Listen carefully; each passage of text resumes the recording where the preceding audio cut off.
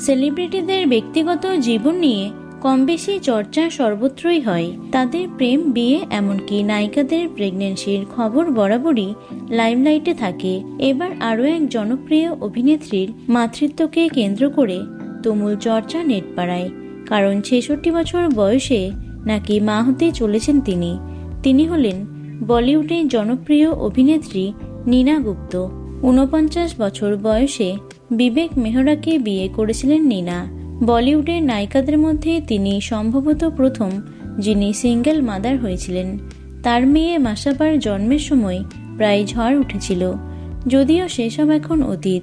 মাসাবা এখন সংসারী। মাস কয়েক আগে দিদিমা হয়েছেন নীনা। কন্যা সন্তানের জন্ম দিয়েছেন তার মেয়ে। এবার 66 বছর বয়সে নীনার প্রেগন্যান্সির খবর ছড়াতেই ফের চর্চায় উঠে এলেন তিনি। সম্প্রতি বিজয় এবং রশ্মিকার প্রীতিভোজের অনুষ্ঠানে স্বামীকে নিয়ে উপস্থিত ছিলেন তিনি।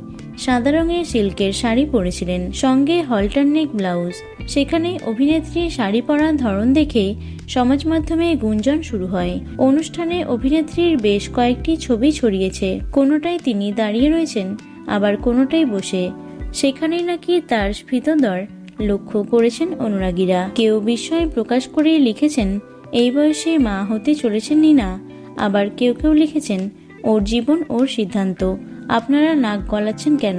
নীনাকে নিয়ে যখন জোর আলোচনা চারিদিকে, অভিনেত্রী কিন্তু তখনও নীরব। এই প্রসঙ্গে এখনো কোনো মন্তব্য করতে শোনা যায়নি তাকে। তো বন্ধুরা, ভিডিওটি এটুকুই। বিনোদন দুনিয়ার অন্যান্য খবর পেতে চ্যানেলটি সাবস্ক্রাইব করতে পারো। ধন্যবাদ।